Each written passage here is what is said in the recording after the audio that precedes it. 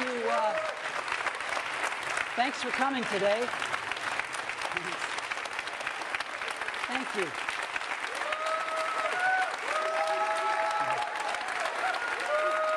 Thank you.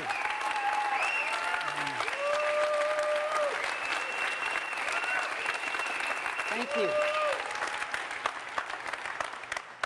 Good morning, and thank you all for coming today. We want to kick off 2010 by introducing a truly magical and revolutionary product today. But before we get to that, I've just got a few updates. The first is an update about iPods. A few weeks ago, we sold our 250 millionth iPod. And iPods have changed the way we discover and purchase and enjoy music.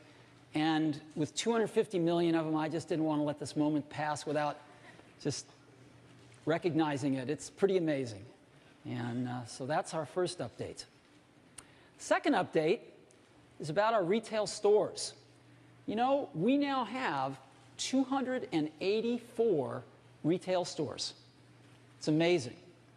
And last quarter, the holiday quarter, we had over 50 million visitors to our stores. 50 million people in one quarter. One of our newest stores is our fourth store in New York City.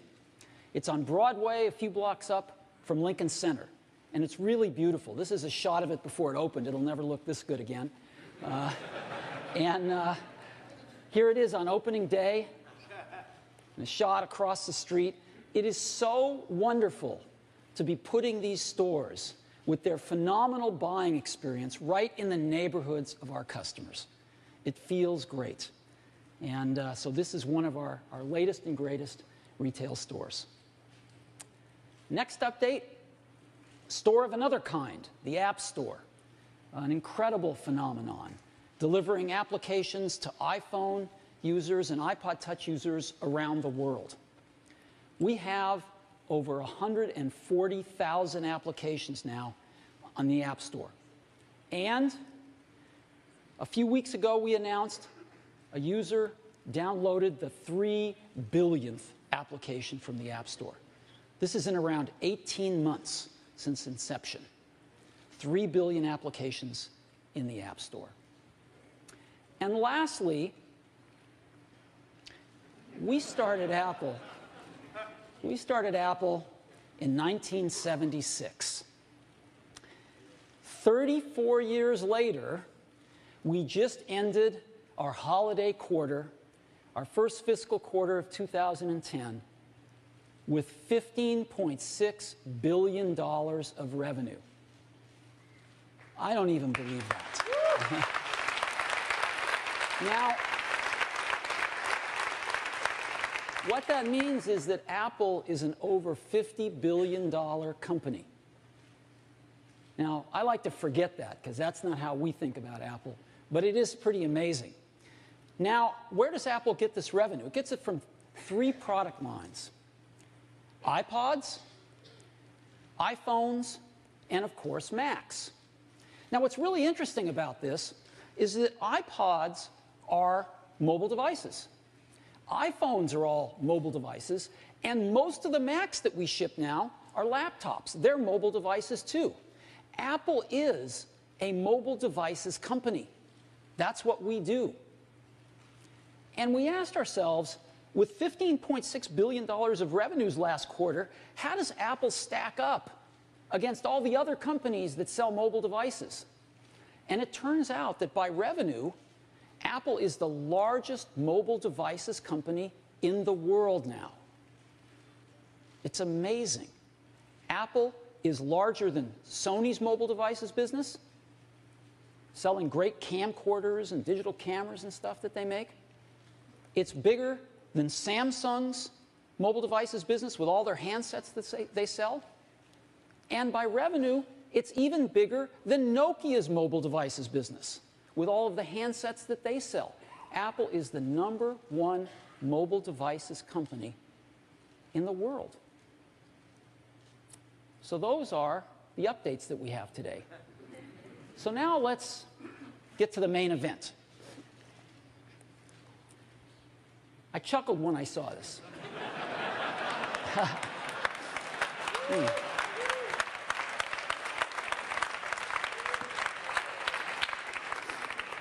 But before we get to that, I want to go back to 1991, when Apple announced and shipped its first PowerBooks.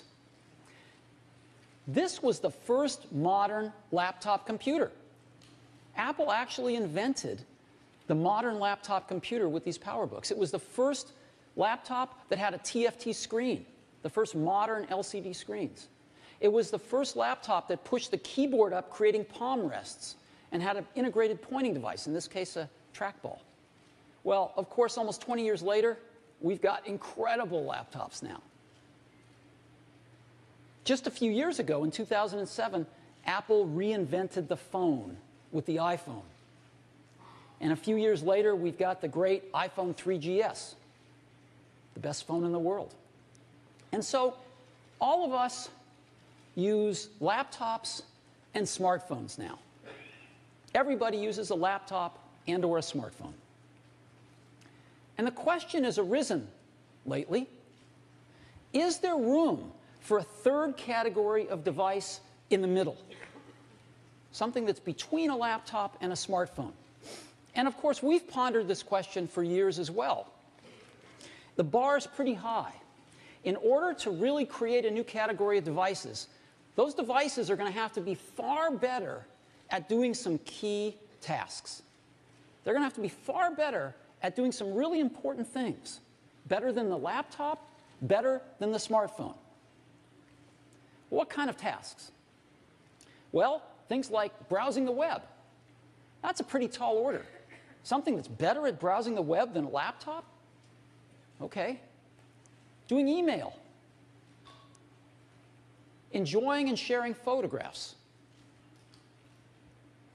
Video, watching videos. Enjoying your music collection. Playing games. Reading eBooks. If there's going to be a third category of device, it's going to have to be better at these kinds of tasks than a laptop or a smartphone. Otherwise, it has no reason for being. Now, some people have thought that that's a netbook. The problem is, netbooks aren't better at anything.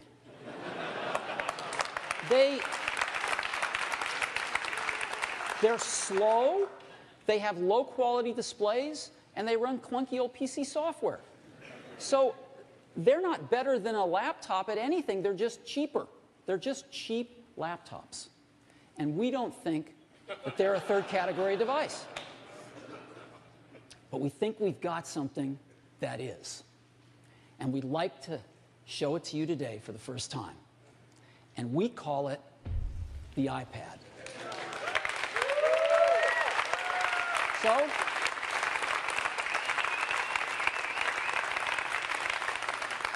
let me show it to you now. This is what it looks like. I happen to have one right here. That's what it looks like. Very thin. Looks just like this. So, just give you a little overview. It's very thin. And you can change the background screen, the home screen, to personalize it any way you want. People put their own photos on it, I'm sure, but we ship a few, and you can make it anything you want. And what this device does is extraordinary. You can browse the web with it. It is the best browsing experience you've ever had. It's phenomenal to see a whole web page right in front of you, and you can manipulate with your fingers. It's unbelievably great. Way better than a laptop. Way better than a smartphone. And you can turn iPad any way you want. up, down, sideways. It automatically adjusts however you want to use it. And again, to see the whole web page is phenomenal. Right there, holding the internet in your hands. It's an incredible experience. Phenomenal for mail. Want to focus in on a message? You can do that. See your inbox. Again, just turn iPad sideways. Get a different view on your mail. Push the compose window. A keyboard pops up that's almost life-size. It's a dream to type on. For photos, your albums are shown as stacks of photos. Your albums are events. You can unfold them, look at all your photos, flick through them. Got some great slideshows built in. It's a wonderful way to share your photos with friends and family. Built in a calendar. You can see your month's activities or your day's activities and everything in between. Built in a great address book for your contacts. Have a great Maps application which works with Google's back end. Show you maps, satellite views, zoom in on things. iPad is an awesome way to enjoy your music collection. And of course, we have the iTunes Store. Built right into the iPad, so you can discover music, you can purchase it, movies, TV shows, podcasts, iTunes University, everything built right into the iPad. YouTube, you can watch YouTube on it, including YouTube in high def now. They've got a lot of high def video. And of course, it's awesome to watch TV shows and movies on. So that gives you a little overview of what the iPad can do. But it's nothing like seeing it. So I'd love to show it to you now. Let's take a look at it.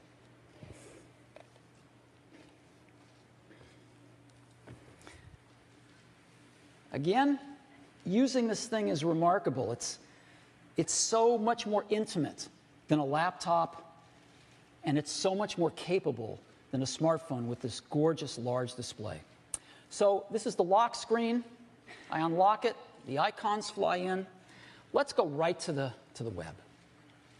So here we are at apple.com, and I'm just going to go to Safari. I just touch the bookmarks icon and touch the New York Times, let's say. And here we are right at the New York Times. You can see how fast it is. And I can just scroll around here and look at the whole front page of the New York Times. Anywhere I want to go, anything I want to make bigger, I can make bigger. If I want to go into a story, I can just touch it. And I go into that story.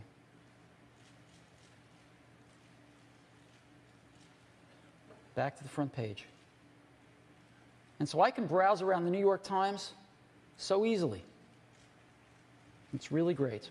I go down here. You know? See what's happening today? And again, just so easy to go into a story like this. See the photographs, read the story. It's that simple. Let me go to another website here. Let's go to Time Magazine. See what's up in Time's website.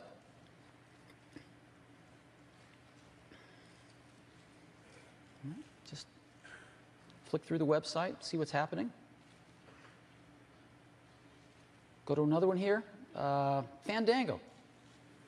Want to buy some tickets to a movie? Grab the tablet that's in the kitchen. Go to Fandango on your iPad and buy your tickets. It's that simple. The whole website in the palm of your hands. Let me go to another one. It's kind of nice, National Geographic.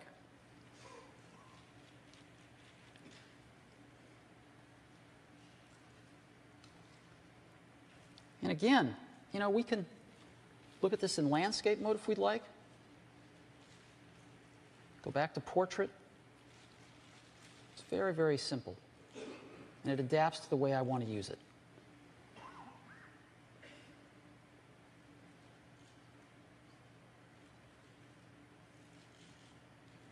And again, I can zip around this website, just touching on pictures of animals, what I want to see.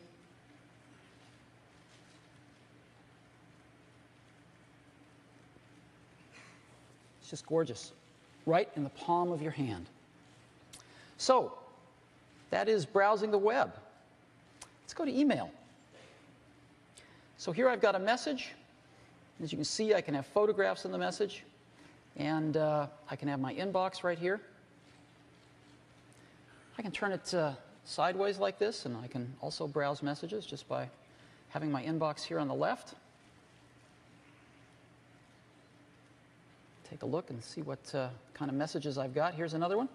This is the Paris Metro. Let me go focus on that message here, and I can just, you know, make this as big as I want and check out the metro in Paris. Oh, Napa Valley.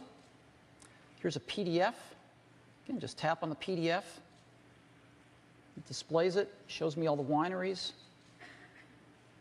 and I can plan out my trip to Napa Valley.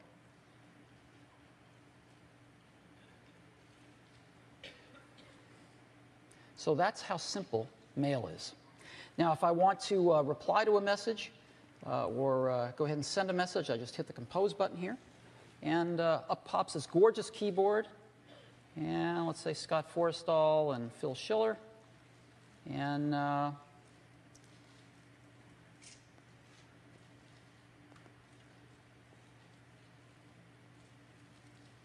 oops.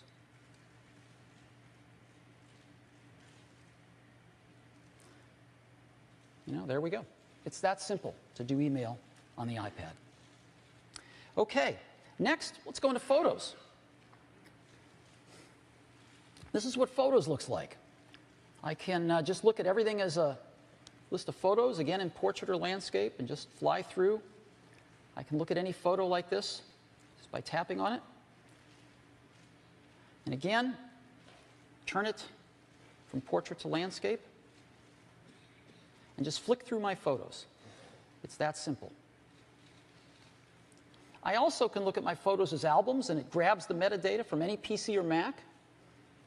And if I'm on a Mac, I can also get events, faces, and places from iPhoto.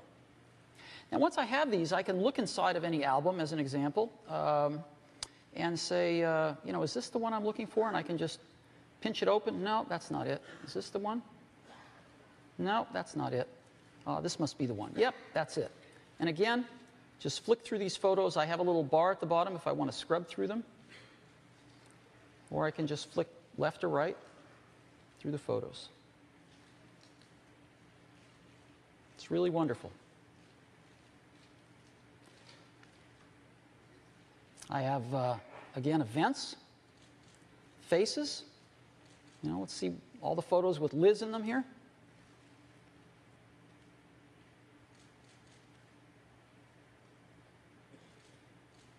And places.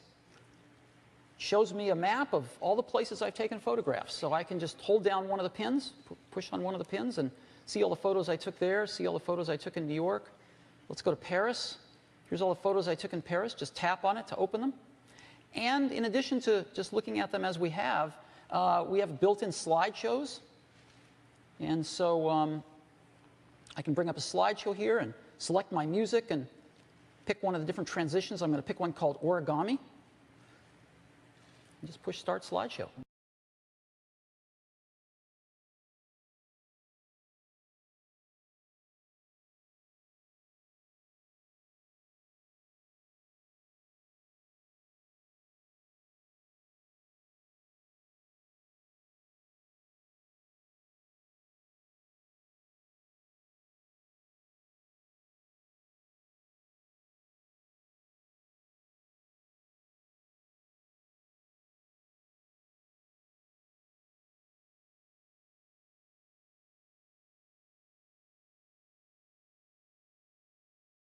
You get the idea.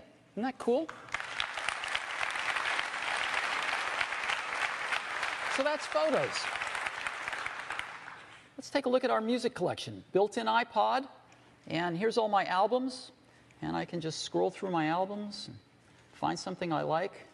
When I see something I like, I just tap on it and say, you know, let's play a song.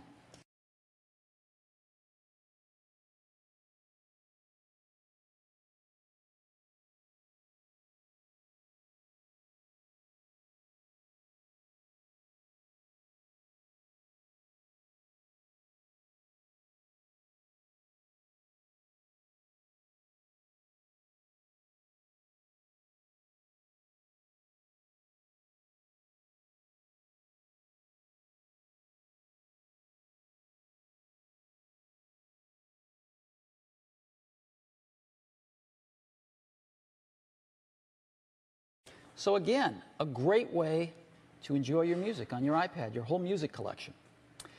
Let me show you a few other things. The iTunes Store. Again, built right in. I can sample music, discover songs, buy them.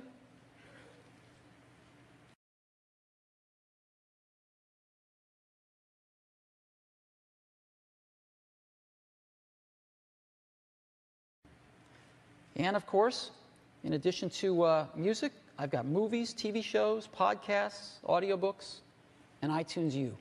All right here, all built right into the iPad. Got a great calendar. Here, look at that month view. And I can just drag my finger over events and get a little more detail on them. I can look at things as a week view, or a day view, or a list view. You know? Very nice calendar. And great contacts application, great address book. Just go through it like this if we want. There's Scott, as an example. So great contacts and calendars. Now, we've also got a great Maps app, as I was showing you. And again, here's the Eiffel Tower. We just tap the corner. Let's go to satellite view. And again, we can just pinch this as big as we'd like. There we go. There's the Eiffel Tower. So great Maps app. Let's go to our current location here. So let's, here's our current location in San Francisco. And I'm going to type in sushi. And we should find all the sushi places nearby. And again, I can just tap on a pen to find one. And there we go. Here's Sushi Boat. So I want to go find that one after this presentation, maybe get some lunch. And I can just hit on Google Street View right here. And there's Sushi Boat right there.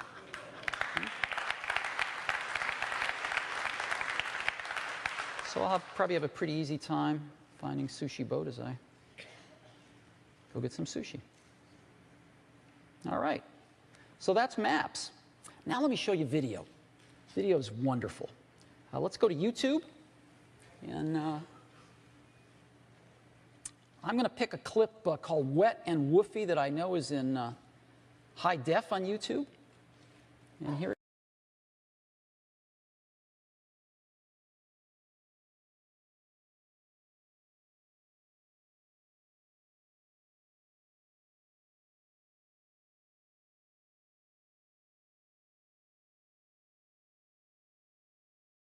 So that's YouTube, and again, here's related clips and more from that person. And again, whether it's in portrait or landscape, it just all works. And of course, videos. Let's go into landscape for this. And we've got movies, TV shows, music videos. You know, so I can go into a TV show like Modern Family as an example, pick an episode, and watch it. Let's do that with a movie. Let's pick Star Trek. And let's go to chapters. Oh, what's a good one? You know, let's go back, pick another movie that I love, which is Up. Awesome movie. And one of my favorite sequences ever in any movie is this sequence in Up right here. Isn't that wonderful? So that is video on the iPad. And that gives you a little bit of an overview as to what the iPad can do. Isn't that awesome?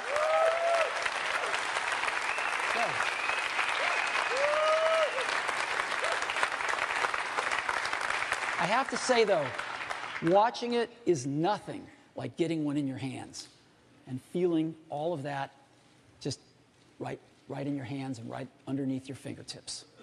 So let's go back to the hardware a little bit. The iPad is really thin. It's a ½ an inch thin. And it weighs just 1.5 pounds. That is thinner and lighter than any netbook. And it's got a gorgeous 9.7-inch IPS display. Super high-quality display using IPS technology so you get great angle of view as well. Very high-quality display.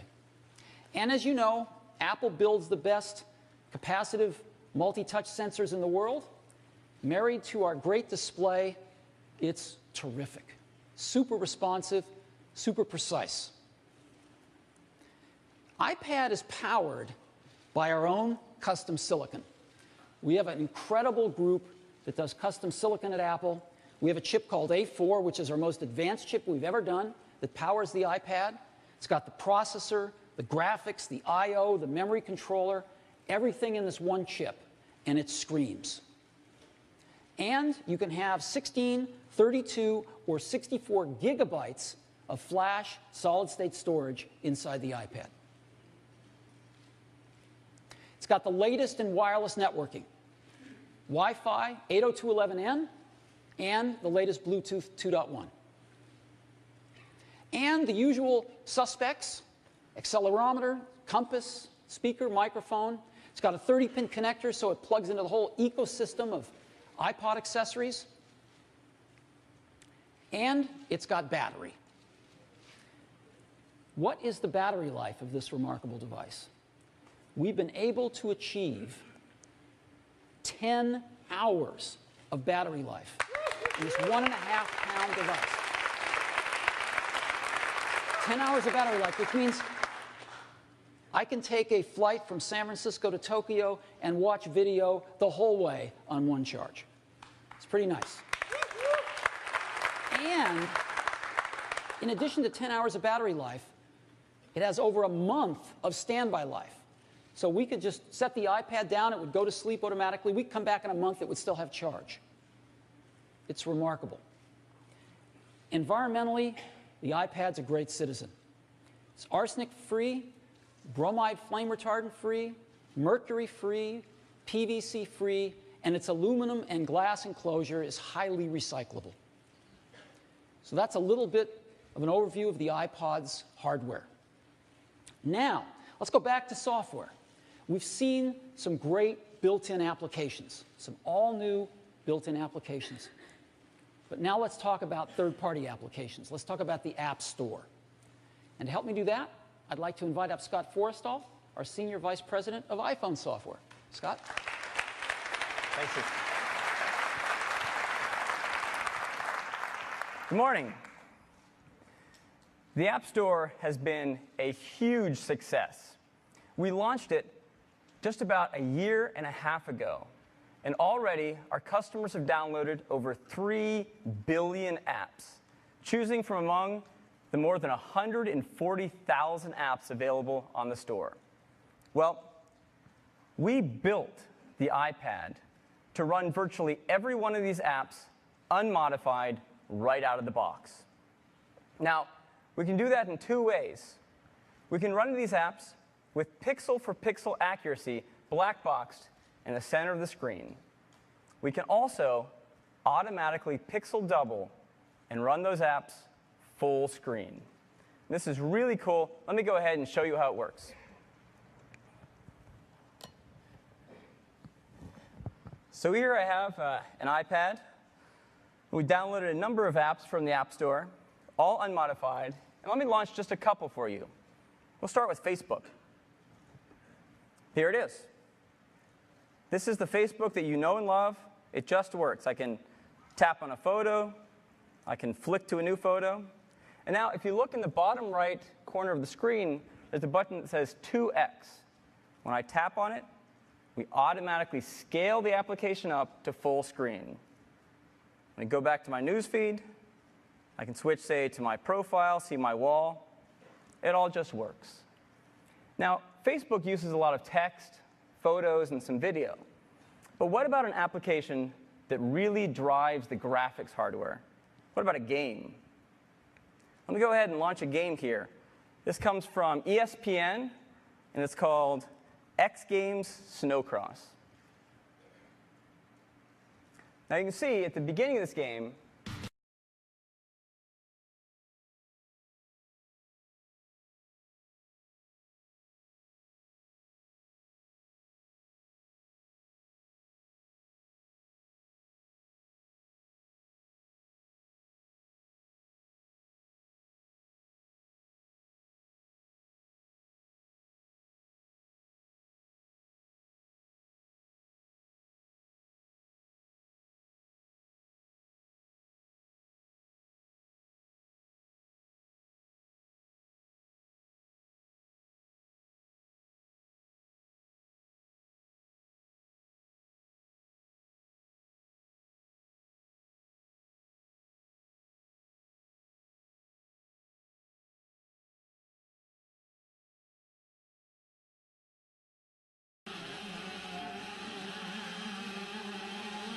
I'm steering it with the accelerometer, and even the game I can take full screen. So you can see, hey, some tricks. You can see that even with an OpenGLES game, very graphically intense, you get tremendous frames. I have to say, having played some games on here, they're smooth and they're incredibly fun. So there you go, right out of the App Store, unmodified.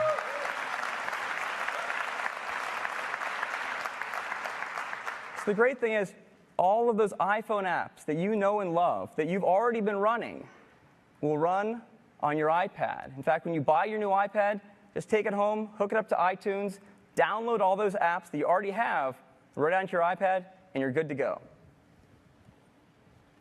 Now, if the developer spends some time modifying their application, they can take full advantage of this large touchscreen display. And you can see that's what we did for all of our applications. We rewrote the user interface of every one of our apps to take full advantage of this large touchscreen display that comes with the iPad, like Photos, and Music, Calendar, and YouTube.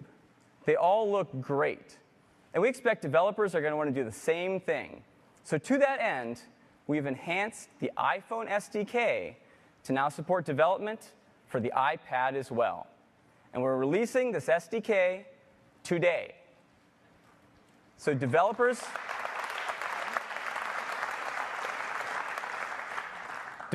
can go to apple.com today and download the SDK and get going. And this SDK even includes an iPad simulator, so you can run your iPad apps right on your Mac as you develop them.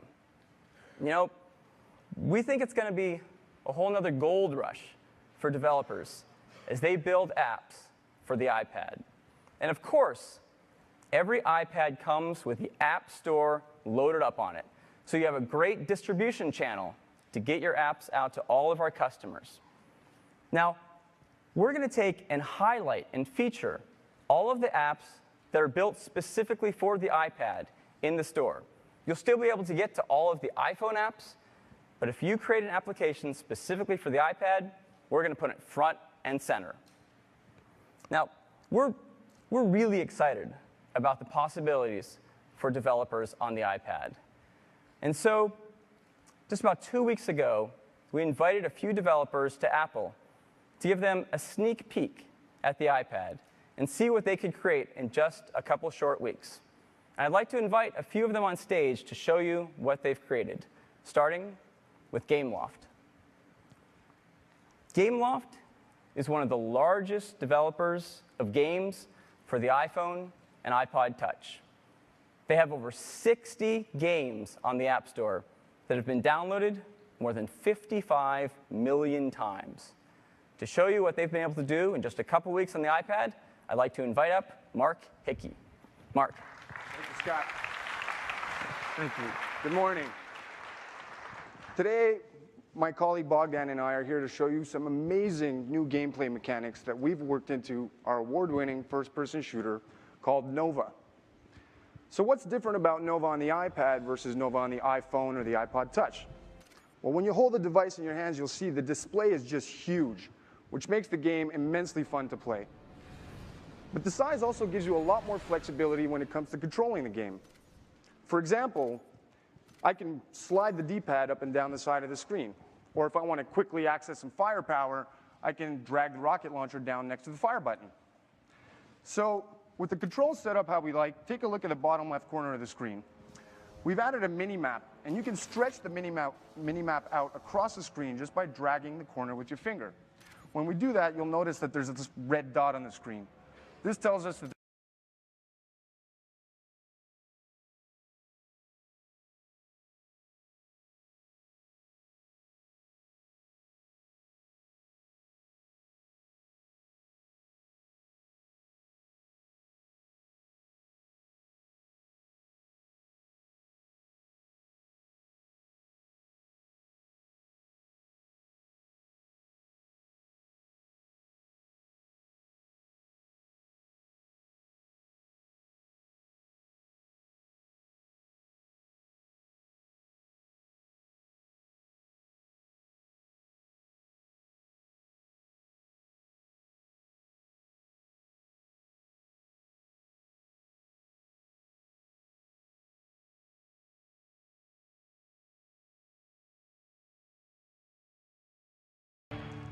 definitely useful when you're outgunned and outnumbered. Now, this is what we were able to accomplish in just a few short days working with this exciting new hardware. The games look incredible at this higher resolution, and the form factor opens up countless new doors for us in terms of game design. You'll be able to see what else we have in store for you when the iPad version of Nova ships later this year. Thank you very much. Thanks, Mark.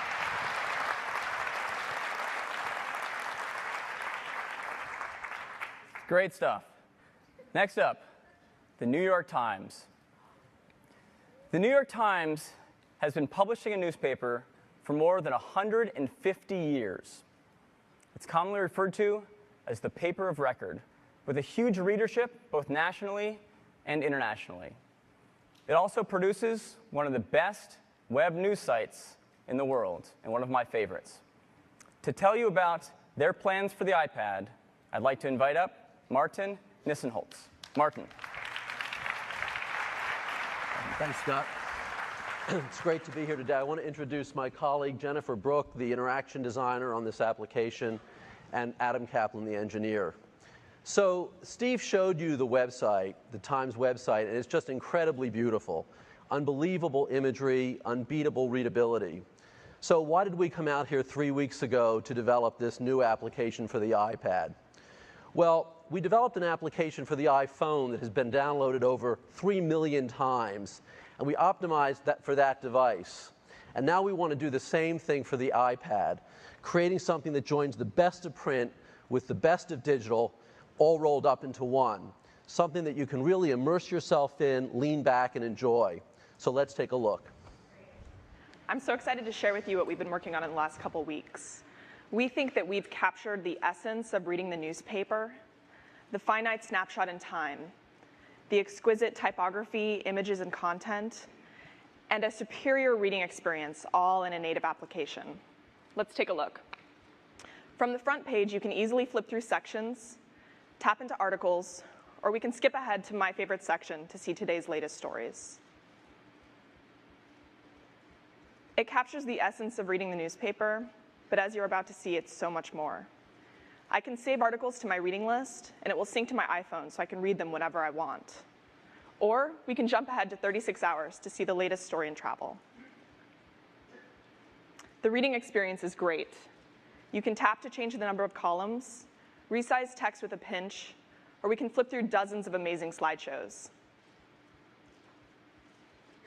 Let's jump to sports to see the latest coverage in the Olympics.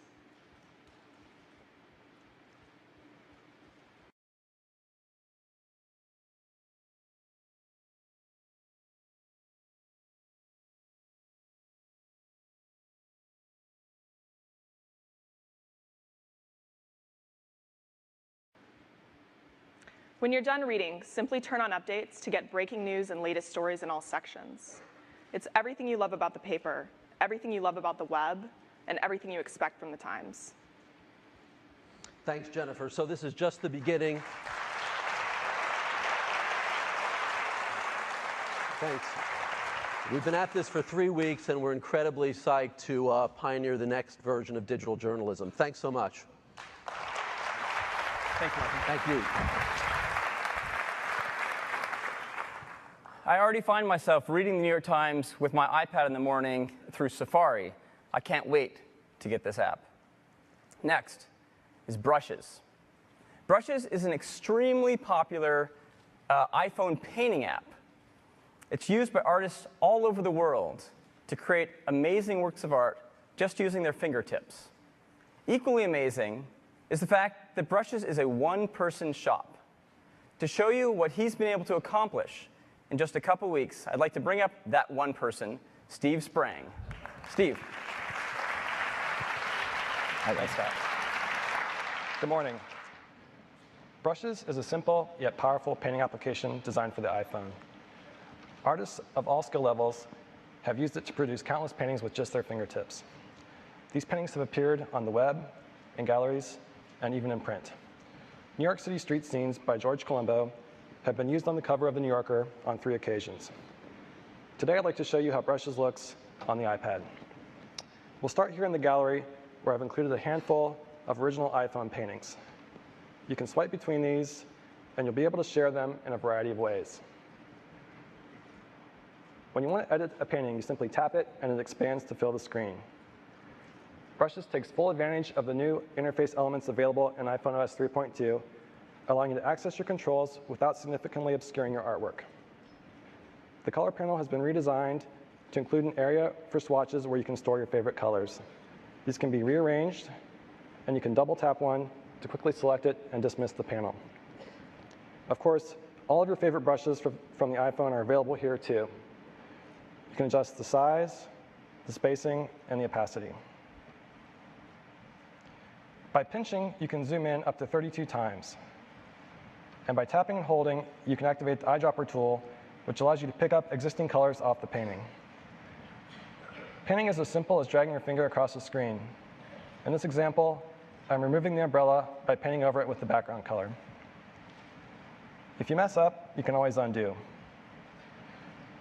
When you're done painting, just tap the gallery button to return to the gallery. On the iPad, Brushes is going to support in-app playback of your paintings. Just tap the play button to see a replay of your actions. I'm really excited about the possibilities for Brushes on this device. Artists have already done amazing things with the iPhone, and I think with this larger screen, they're going to have a true portable paint studio. I can't wait to see what they can do with it, and I plan to have Brushes available at the product launch. Thank you. Thanks, Steve. It's amazing. I mean, imagine an artist with a canvas this large that they can carry anywhere they go, including art students, in a way is only 1.5 pounds. No paints, no easel. It's going to be incredible. Next up, Electronic Arts.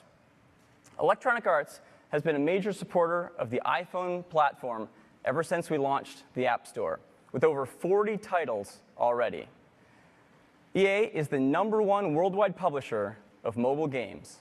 To show you what they're doing for the iPad, I'd like to invite up Travis Boatman. Travis? Thanks, Scott. Hey, everybody. So when Apple invited us to come on site and work with them on the iPad, we couldn't have been more excited. But as gamers, the first thing we wanted to check out was this device's performance.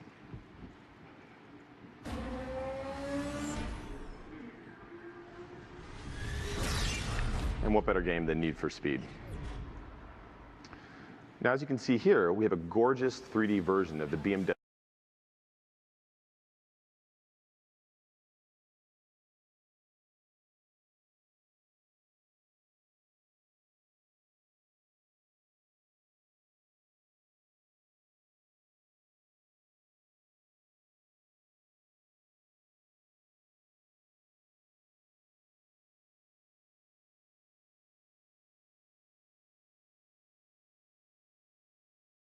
Building for the iPad is something completely different. It's a little bit like holding a high-definition television screen just inches from your face. The field of view and the sensation of speed that you get is just incredible. It's not unlike if I turned around and was driving this monitor with my hands. Except I couldn't clearly lift that up. But this thing's so light that John's able to hold it in his hands and use the accelerometer to steer our car like a steering wheel. It's really cool. It's also fully touch-enabled. And we had a lot of fun experimenting with different types of interfaces. For example, if John wants to see inside the car, there's no buttons required. He just taps right on the car. We had so much screen real estate, we started adding fun things like the shifter. Again, really intuitive. The user just swipes up and down with his finger to change gears. We also have so much screen real estate, we added mirrors. Simply tap on the mirror to look behind you. Yeah, well, you've got to be careful where you're looking if you're driving. But other than just a large screen and it being completely touch sensitive, again, for us, performance is really important. And a game like Need for Speed really pushes the limits. So we want to show you exactly how fast this device in this game really goes.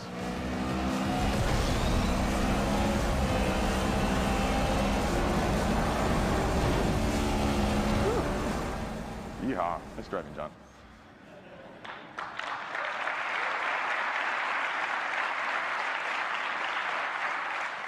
So that's Need for Speed running on the iPad, and you can expect a lot more great stuff coming from EA soon. Thanks, everybody. Thanks, Travis. Nice. And last up is MLB.com. MLB.com is the official website of Major League Baseball and the publisher of MLB.com At Bat. Now, that app has been downloaded nearly 2 million times and has streamed over 60 million videos, making it one of the most popular sports apps in the App Store. To show you what they're doing with the iPad, I'd like to invite up Chad Evans. Chad. Thanks, Scott. Morning, everybody. Joining me is Tracy Pessin, our Director of Mobile Engineering. We were extremely excited to build something for the iPad, and we realized we couldn't just take our existing iPhone application and make it bigger. We really needed to create a whole new experience to take advantage of the big, gorgeous, interactive display. So let's take a look at the demo. So you're currently looking at our live game experience with data from last April. Across the top, you have our league scoreboard, which allows you to navigate to any of the day's games. On the field, you have our game day pitch tracker, which shows you the trajectory of every pitch thrown. And you can tap on a pitch to bring up additional details. You can also tap any player to flip open his baseball card. So you can see all the stats relevant to the current game situation.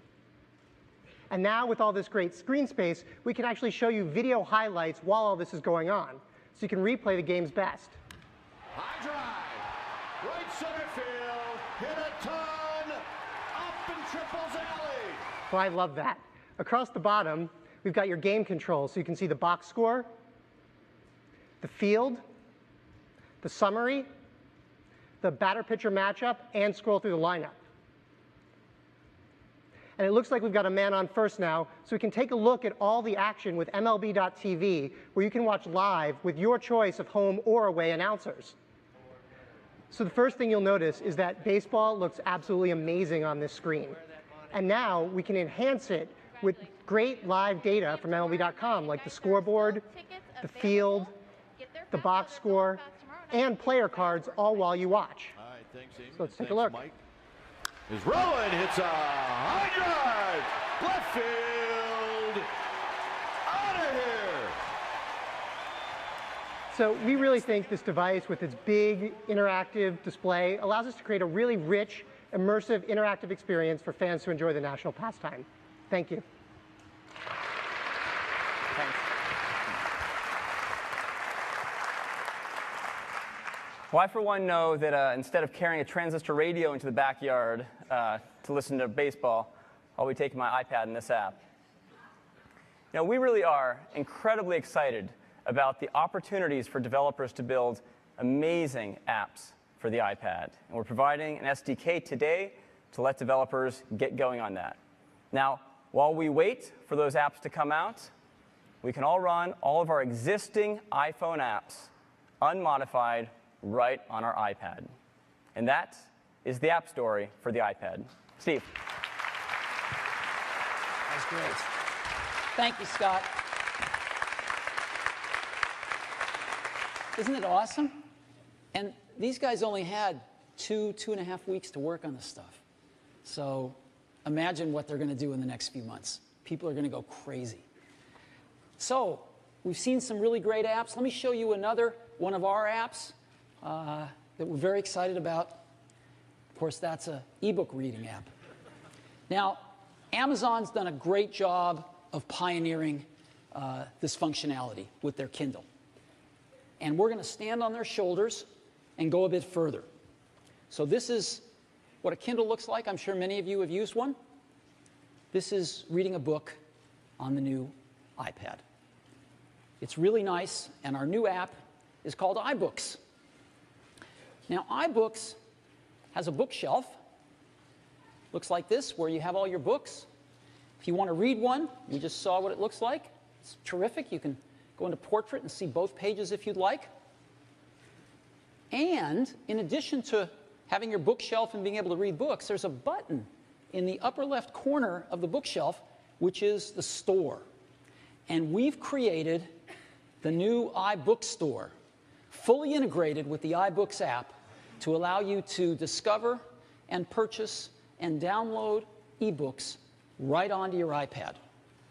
So you can discover books. We've got, of course, our top charts lists, the New York Times bestseller lists, and we've got 5 of the largest publishers in the world that are supporting us in this and are going to have all their books on the store. And we're going to open up the floodgates for the rest of the publishers in the world starting this afternoon. So we're going to have a lot of books on the bookstore. We're very excited about this. We think it's going to be a great app. So let me go ahead and show it to you.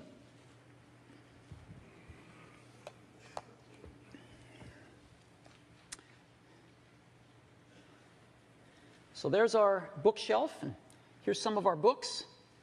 And probably the best thing is let's go into the store right now. I hit the store button, and it's kind of like a secret passageway. It flips around, and here is the iBook store. And if you've used iTunes or the App Store, you're already familiar with this. And we can look at books here. We can look at the New York Times bestseller lists, etc. Let's go back here. And I want to actually buy True Compass by Edward Kennedy. So I just tap on it. I get more detail about it here. Take a look at the reviews of it. And I'm going to buy it. I get a sample of it to read if I'd like, but I'm sold already, so I'm just going to go tap on it and buy this book. And the book downloads right onto my bookshelf like that. And that's all there is.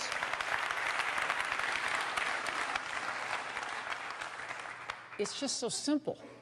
And now if I want to read that book, I just tap on it. And here it is. And this is what it's like to read a book. I have some controls. I can just tap in the center and the controls go away, get them back, send them away. And to flip the page, I just flip forward. I tap anywhere on the right, and I flip forward.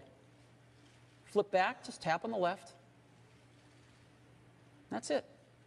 I can even flip myself if I want by dragging it, if I'd like, you know. Very simple. And I can go to the table of contents here, and I can just pick a chapter and go there. I'm going to pick Part 2, Brotherhood. And again, you can have photos, black and white, or color. You can have video if you'd like in your books, whatever the author wants. It's very, very easy. And this is what it's like. And we can change the font size if we'd like, bigger or smaller. We can change the font. Pick a different font.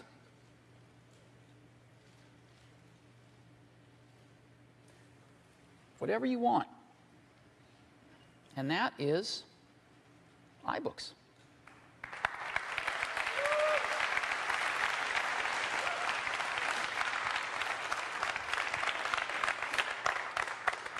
So iBooks, again, a great reader, a great online bookstore, the iBook store, all in one really great app.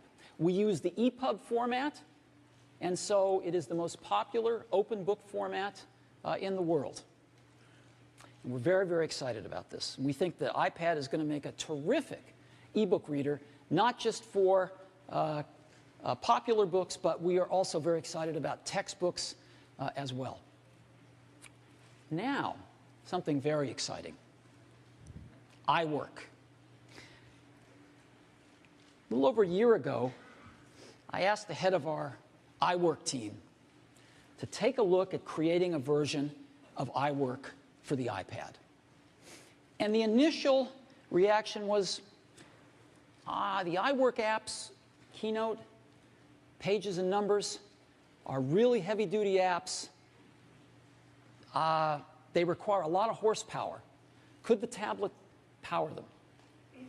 And the answer turned out to be a resounding, you betcha. And then, could we come up with an entirely new user interface for these apps? It's very different than running on a personal computer. And what they came up with is really magnificent. And so, to tell us about iWork on iPad, I'd like to invite up Phil Schiller, our Senior Vice President of Product Marketing. Phil?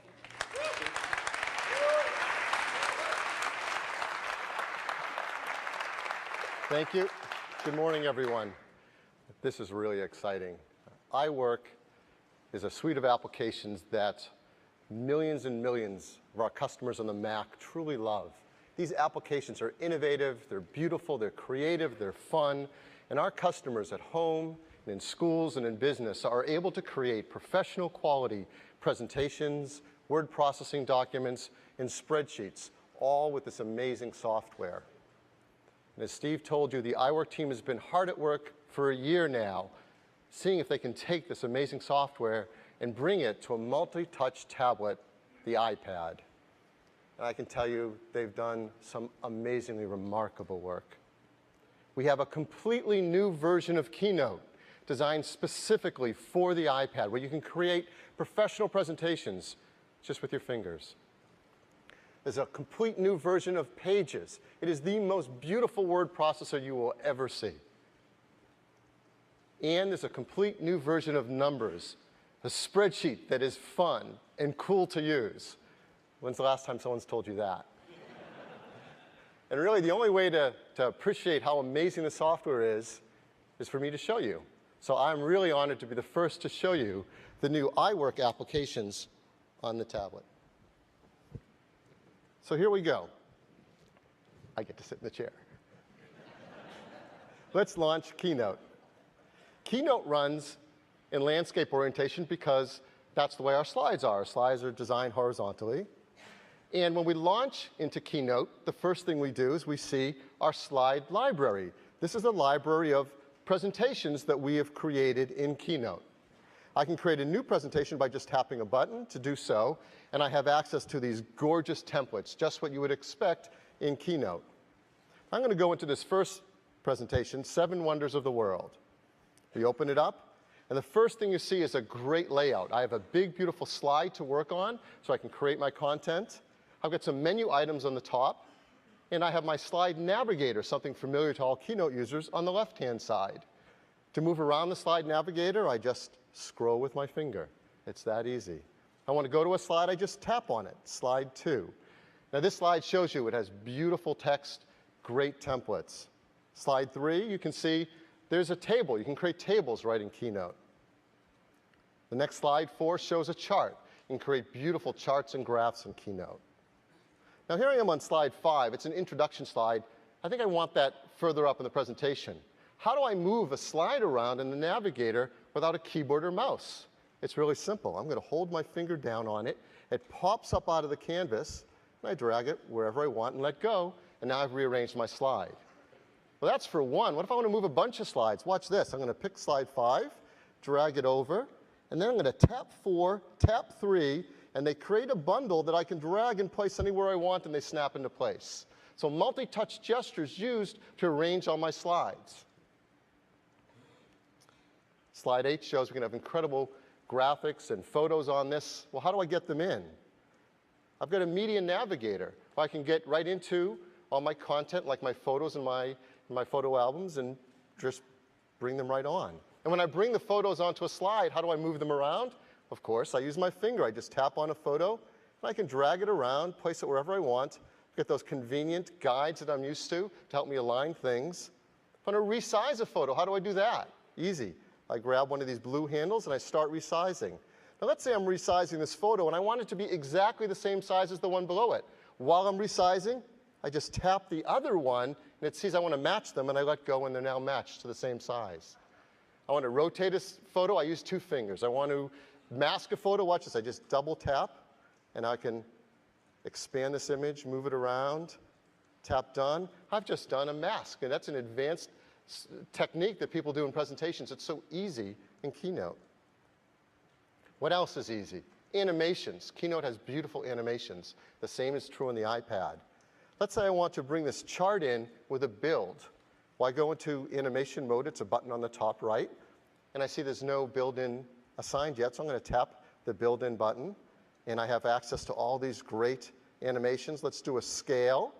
And it will automatically preview that scale.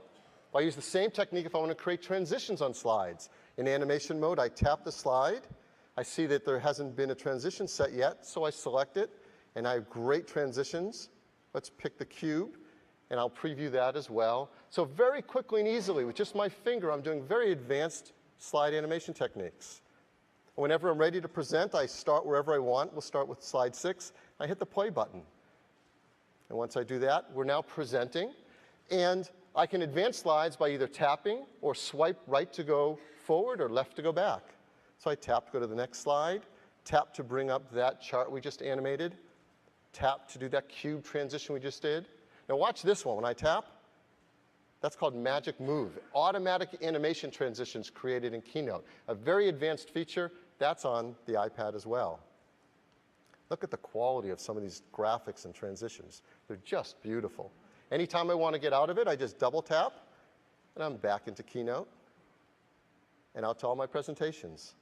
So that's a very quick, brief view of Keynote and all the power it has on the iPad. Now let's go to Pages. Yeah. Like Keynote, with Pages, I see a library of documents that I've created in here. I also can get access to a lot of templates to start anything new. Let's go into this first one, Life in the Serengeti. Again, this is a document that was created right on the iPad. It's beautiful.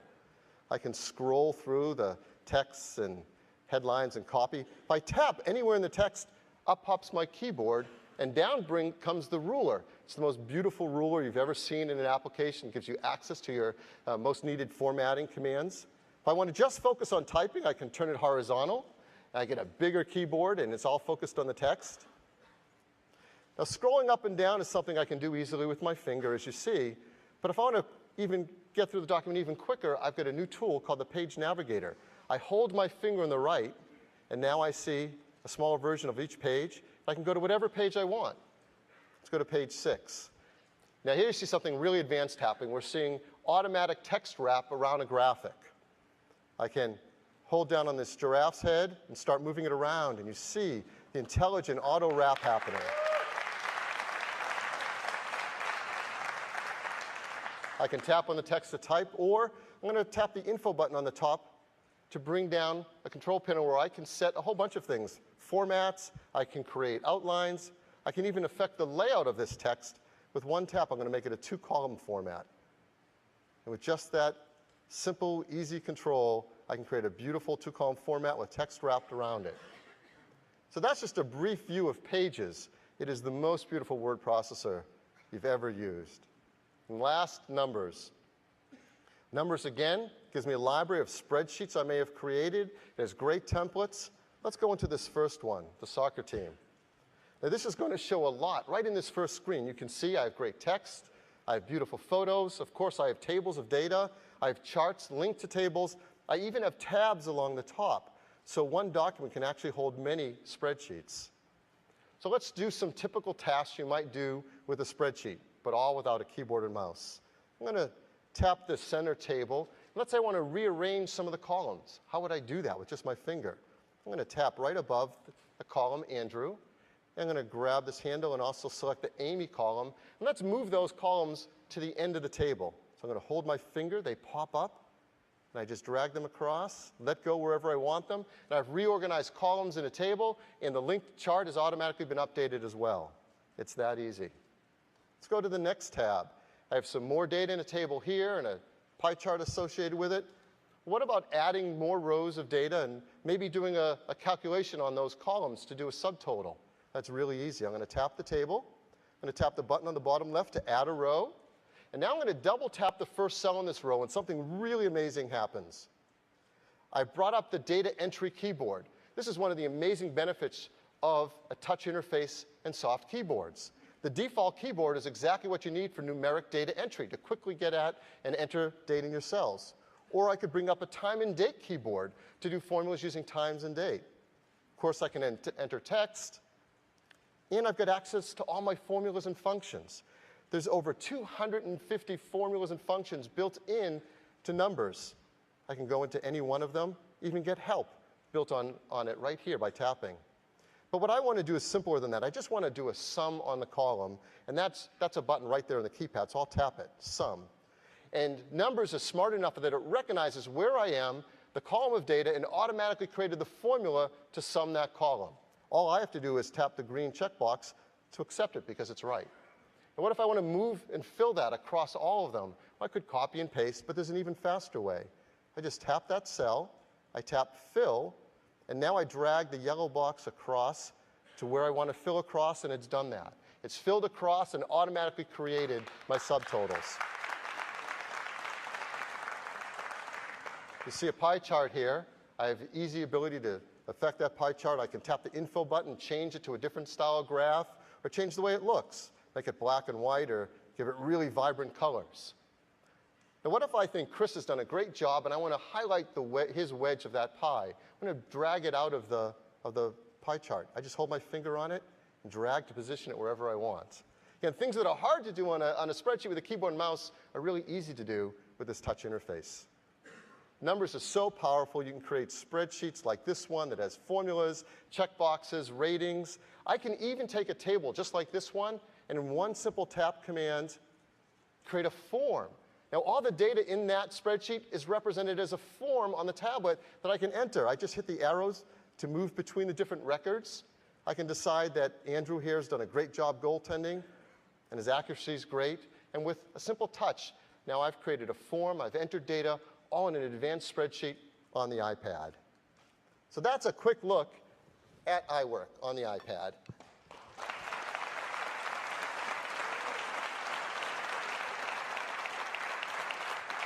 These applications are incredible. They really show the tremendous potential and power of the iPad to do tasks that were before advanced and difficult, and now they can be fun and easy and really professional. Applications like this are amazing. So what are we going to charge for them? I'm really excited that we're going to charge just $9.99 each for these applications. That's just breakthrough. These are 3 completely new applications. They have amazing new user interfaces. They're compatible with iWork on the Mac, so you can import and export between the iPad and your Mac. You can easily connect to a projector, so when you're running a keynote presentation with a simple cable, you can present it to a larger audience.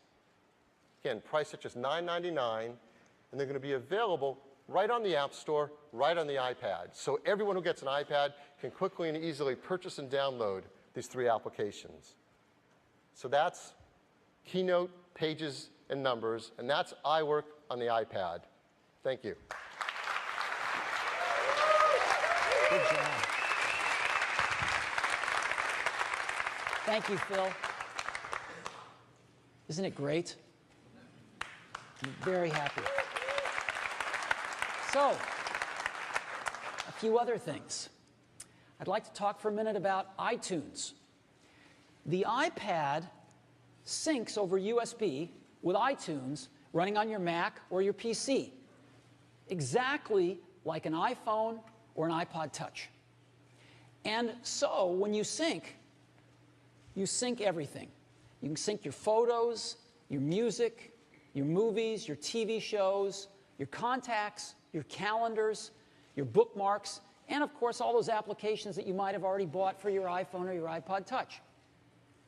Backups are synced back. If you ever lose your iPad and you get another one, you can restore it right from the backup, right where you left off. So USB syncing to iTunes running on your Mac or your PC. And we think this is a real benefit. Now I'd like to talk about wireless networking.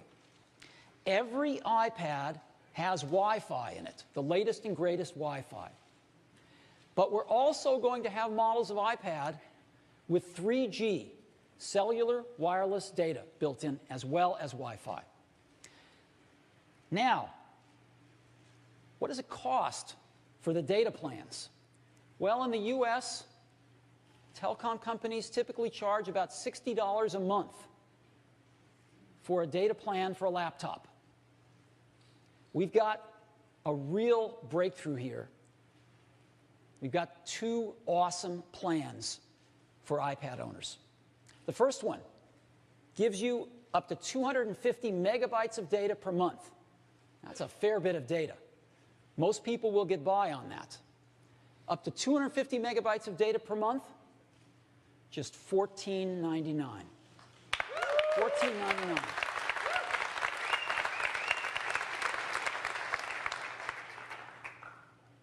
And if you feel you need more, we have an unlimited plan for just $29.99. So these are real breakthrough prices. We've got a breakthrough deal with AT&T that's providing this service. $14.99 for up to 250 megabytes, $29.99 for unlimited data. And AT&T is throwing in free use of their Wi-Fi hotspots all throughout the US. They have more Wi-Fi hotspots than anyone, and this is really great as well. Now, how do you turn this on and manage it? You don't have to go to a store. You don't have to call anybody. You can activate this right on the iPad itself. And there's no contract. It's prepay. So there's no contract, and you can cancel it anytime you want. So for $14.99 a month, you can buy your new iPad, activate it right on the iPad, $14.99 a month for 250 megabytes of data, and you can cancel it whenever you want. We think it's a phenomenal offering. Now, so we've got a breakthrough deal in the US. What about international? Well, we hope to have our international deals in place in the June-July timeframe. We think we can probably do a lot of them by June. And so we're going to start on that tomorrow.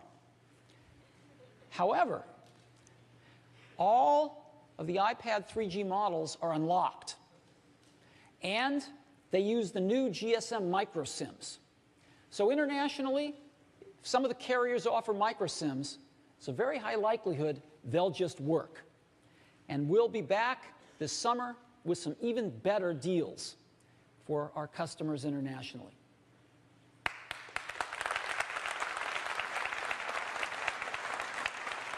So Wi-Fi plus 3G if you want it. We're very excited about this.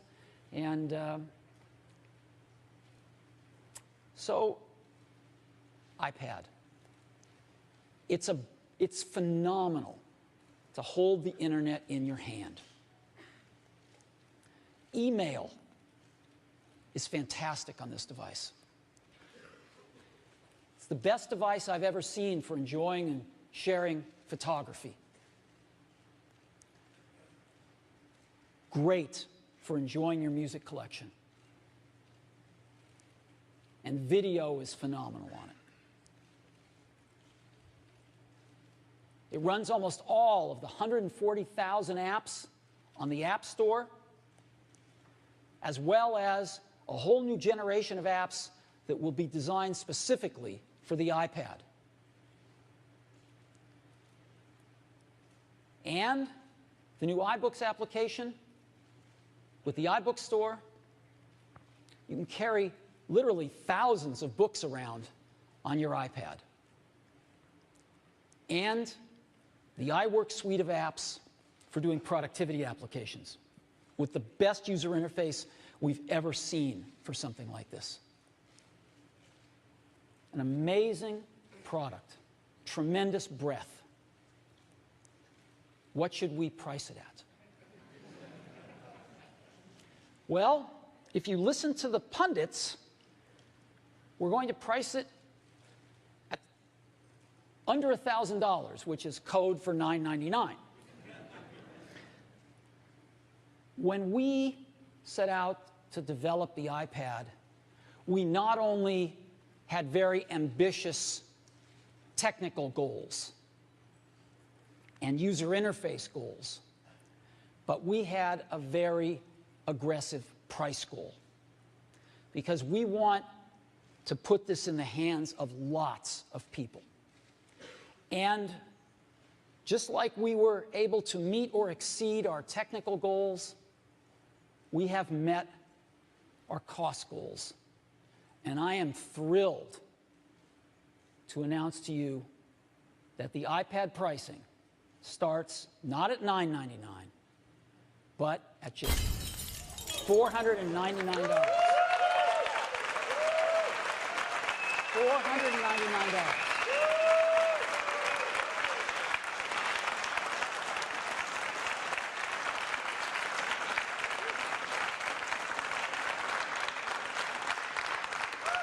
At $499, a lot of people can afford an iPad. So, $499 for a 16 gigabyte iPad. That's our base model, 16 gigabytes with Wi-Fi built in. For 32 gigabytes, it's $100 more. And for another $100 beyond that, you get 64 gigabytes of storage. The 3G models cost an extra $130 to build in the radios. And so $629, $729, and $829. And these will be the 6 models of iPads we have, starting at $499, with the most expensive model, with 64 gigabytes and 3G, just $829. We think it's an unbelievable price offering. So $499. Well, when can you get your hands on one of these? We will be shipping iPads in 60 days, worldwide availability of the Wi-Fi models. It'll take us probably another 30 days beyond that to get the 3G models through the approval process with the carriers. And so within about 90 days, we'll be shipping the 3G models. So soon, you will be able to get an iPad in your hands, starting at just $499.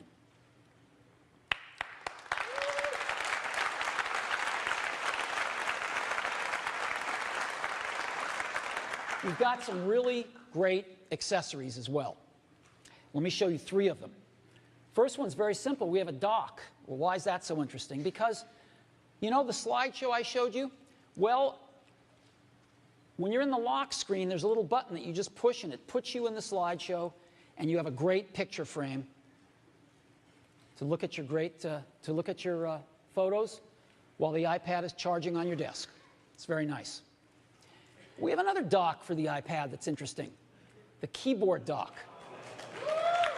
So, full-size mechanical keyboard. You slide your iPad into it. Of course, it charges, has a 30-pin connector out the back for charging. So you can charge your iPad, and when you really need to do a lot of typing, this is the way to go. Just keep one of these in your den. When you've got to write War and Peace, just plug your iPad into it. Third accessory, really nice case. Protects your iPad, but it also flips around in back of itself and is a really nice stand if you're going to do typing, and a great way to watch movies. So a nice case as well. So 3 accessories for the iPad. Now, we made a video, which we're going to put up on the web, but since we've got this really great projection system here, I thought you might like to see it on the big screen. So let's go ahead and run the video.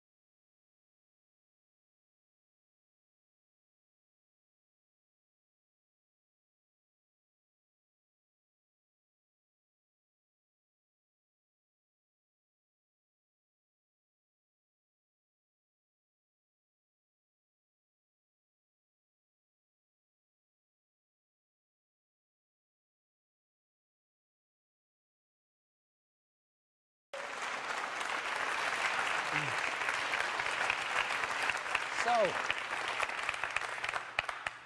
let's go back to the beginning. Do we have what it takes to establish a third category of products? An awesome product in between a laptop and a smartphone? Well, the bar is pretty high. It's got to be far better at doing some key things, like these.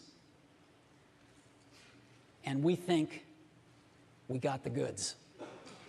We think we've done it. And we are so excited about this product. Another thing we're so excited about is that because we've shipped over 75 million iPhones and iPod Touches, there's over 75 million people that already know how to use the iPad. So we can't wait for them to get their hands on it. And as you know, we have the iTunes Store, the App Store, and now the iBooks Store, all on the iPad. And between these stores, we have over 125 million accounts with credit cards, all enabled for one-click shopping on all of these stores. And users have downloaded over 12 billion products from these stores. Over 12 billion products. So we are at scale, and we are ready for the iPad. Now, the iPad, if you were to sum it up, is our most advanced technology in a magical and revolutionary device at an unbelievable price. Our most advanced technology in a magical and revolutionary device at an unbelievable price. And we think this is going to be a really great combination. Now, the reason that Apple's able to create products like the iPad is because we've always tried to be at the intersection of technology and liberal arts. To be able to get the best of both, to make extremely advanced products from a technology point of view, but also have them be intuitive, easy to use, fun to use, so that they really fit the users. The users don't have to come to them. They come to the user. And it's the combination of these two things that I think has let us make the kind of creative products like the iPad. So, we've got a hands-on area next door. We'd like you to go get your hands on an iPad, because when you feel all this power and this much fun and the internet in your hands, you'll never want to go back. So thank you so much for coming this morning, and we hope you love the iPad as much as we do. Thank you very much. All right. Thank you. Thanks for coming today. Thank you.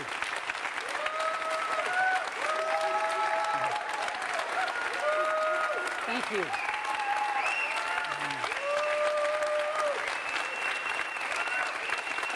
Thank you. Good morning, and thank you all for coming today. We want to kick off 2010 by introducing a truly magical and revolutionary product today. But before we get to that, I've just got a few updates. The first is an update about iPods. A few weeks ago, we sold our 250 millionth iPod. And iPods have changed the way we discover and purchase and enjoy music. And with 250 million of them, I just didn't want to let this moment pass without just recognizing it. It's pretty amazing. And so that's our first update. Second update is about our retail stores. You know, we now have 284 retail stores. It's amazing. And last quarter, the holiday quarter, we had over 50 million visitors to our stores. 50 million people in one quarter. One of our newest stores is our 4th store in New York City. It's on Broadway, a few blocks up from Lincoln Center. And it's really beautiful. This is a shot of it before it opened. It'll never look this good again. Here it is on opening day. And a shot across the street. It is so wonderful to be putting these stores with their phenomenal buying experience right in the neighborhoods of our customers. It feels great. And so this is one of our latest and greatest retail stores. Next update, store of another kind, the App Store. An incredible phenomenon, delivering applications to iPhone users and iPod Touch users around the world. We have over 140,000 applications now on the App Store. And a few weeks ago, we announced a user downloaded the 3 billionth application from the App Store. So,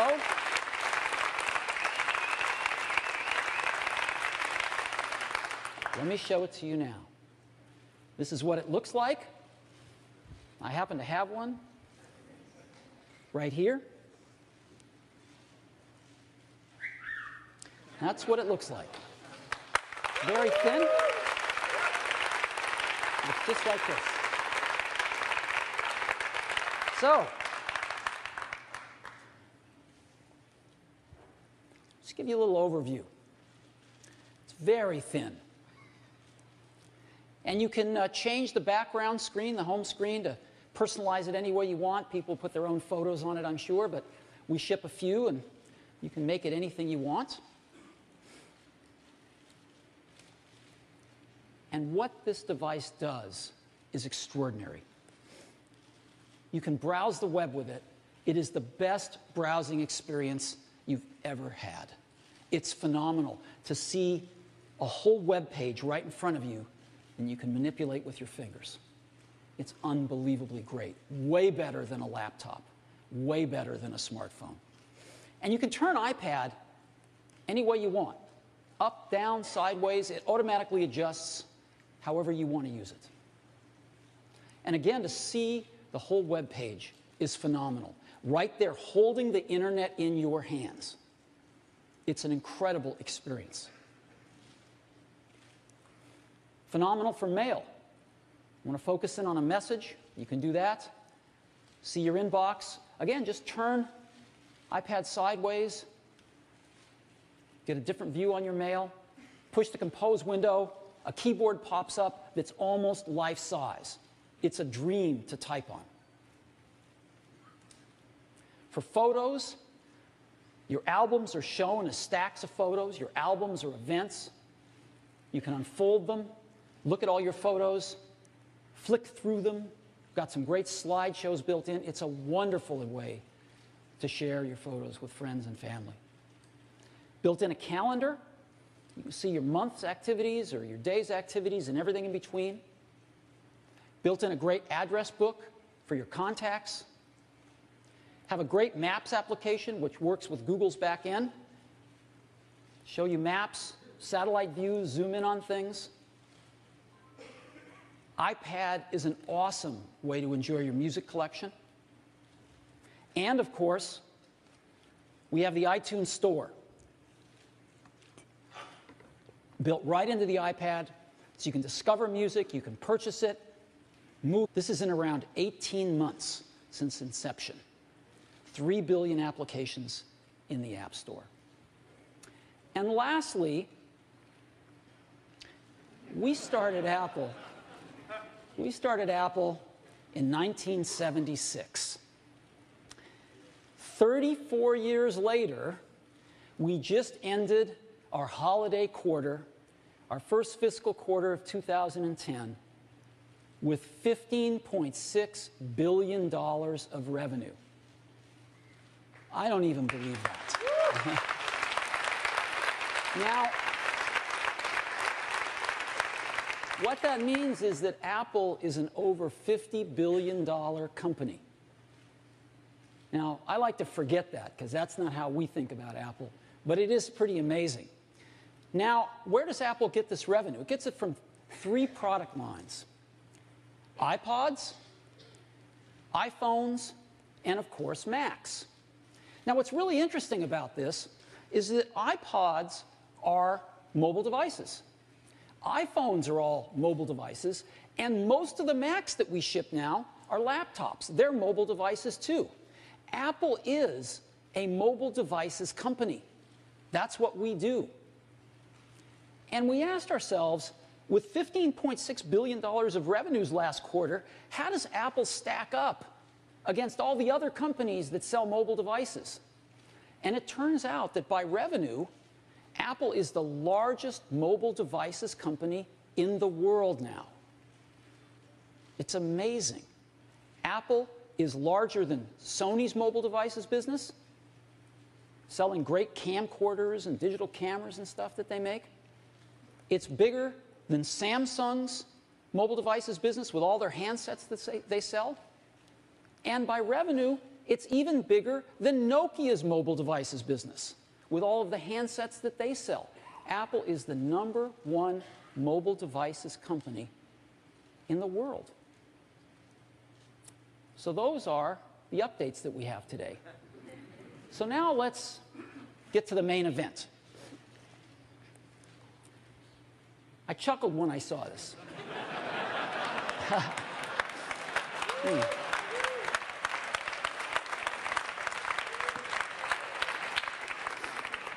But before we get to that, I want to go back to 1991, when Apple announced and shipped its first PowerBooks.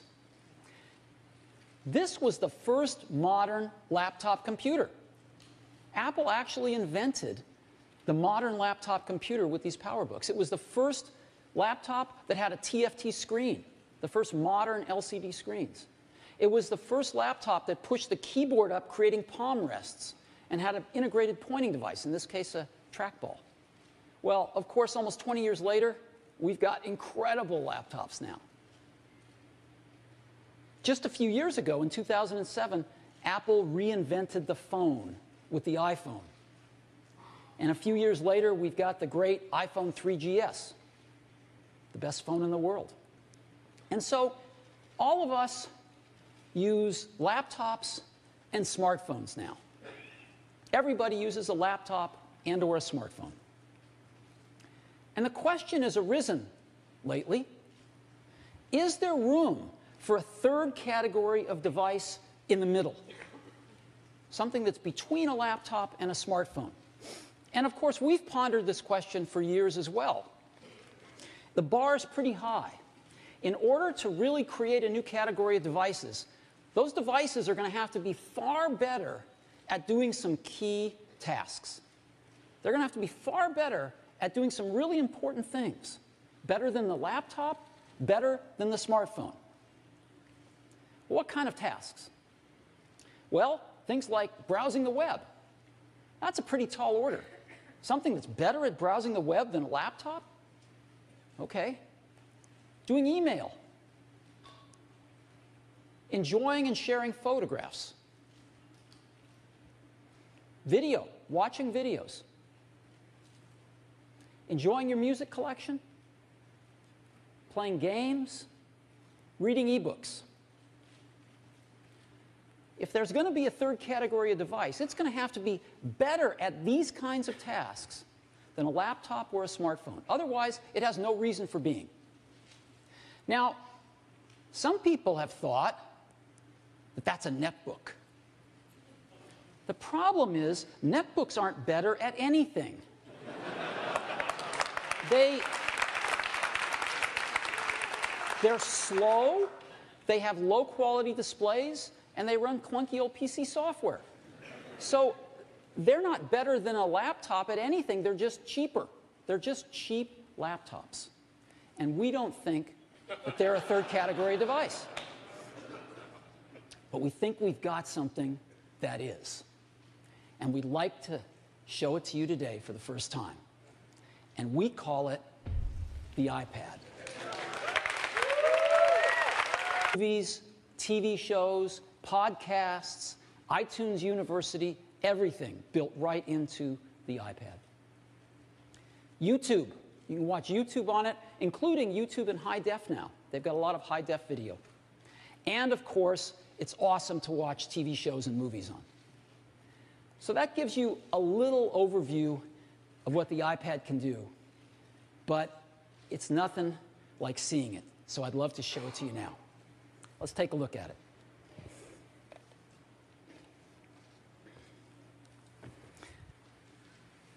Again, using this thing is remarkable. It's so much more intimate than a laptop, and it's so much more capable than a smartphone with this gorgeous large display.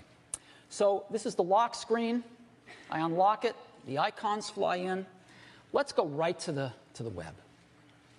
So here we are at apple.com, and I'm just going to go to Safari. I just touch the bookmarks icon and touch the New York Times, let's say. And here we are right at the New York Times. You can see how fast it is. And I can just scroll around here and look at the whole front page of the New York Times. Anywhere I want to go, anything I want to make bigger, I can make bigger. If I want to go into a story, I can just touch it. And I go into that story.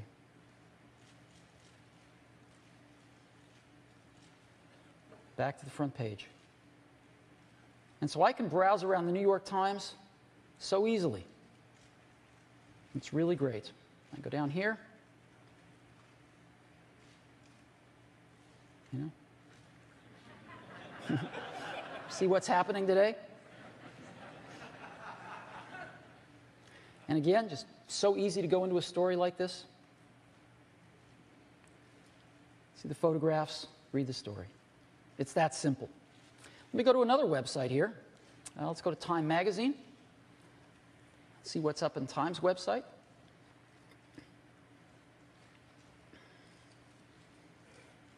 Just flick through the website, see what's happening. Go to another one here, Fandango. Want to buy some tickets to a movie? Grab the tablet that's in the kitchen. Go to Fandango on your iPad and buy your tickets. It's that simple. The whole website in the palm of your hands. Let me go to another one.